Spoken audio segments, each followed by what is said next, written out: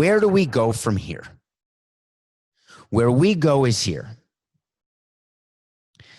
The owners are going to meet today in what is being reported as an emergency meeting. Again, just a report. No information from the commissioner or from Major League Baseball PR people.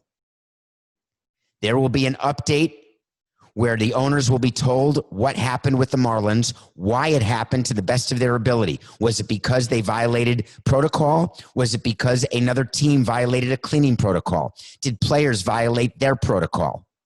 What happened? I'm not sure there's an answer quite yet because it will require an investigation and a visit to a few visiting clubhouses. Then Rob Manfred will say to the owners that we are not canceling the season. We will go on until we believe that we can't go any further.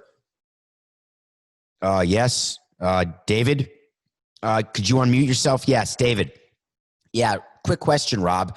What does that mean?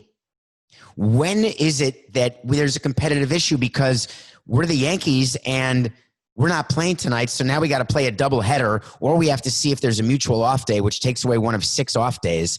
And we're in a fight because we want to be the number 1 seed. And it's not a good enough answer that you expanded the playoffs and that we should be okay.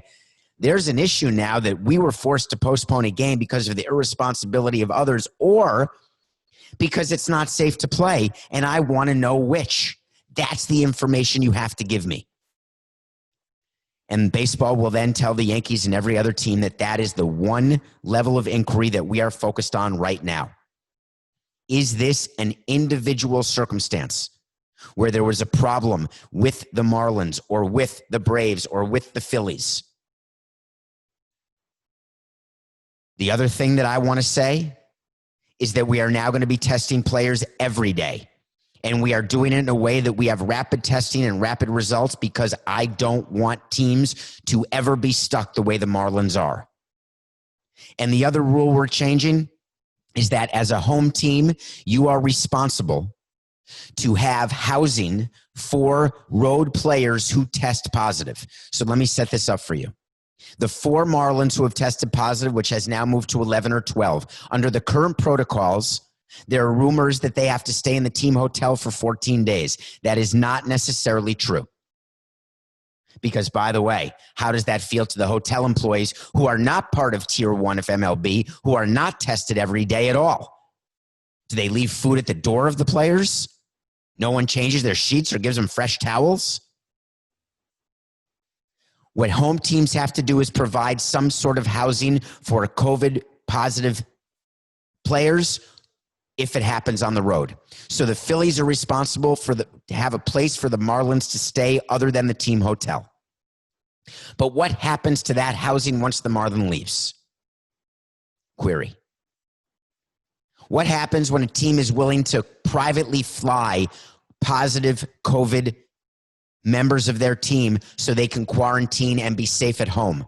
We've heard many managers and players already say they feel far safer at home than on the road. There's been one road trip, folks, and there's already been an outbreak. There will be much more coming out of Major League Baseball. Well, wait a minute. There's been nothing. There will be something coming out of Major League Baseball. There will be more from the Marlins because they will have to answer. Because if they tested everyone yesterday and then are retesting everyone today, are there now more positive tests? Or did some of the people who tested positive, are they now negative? Which the rumor is that's what happened to Juan Soto, but there's been no update at all. After he tested positive, he tested negative, but it was not a club or an MLB approved facility, so his negative test doesn't count.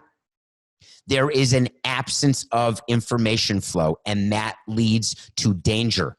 I'm not asking to know who a team is trading for or how much money they're offering to a free agent.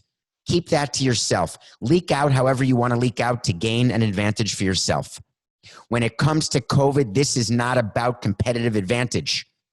This is about informing your partners, the other 29 teams, what went right, what went wrong, what are the best practices, what can we do differently?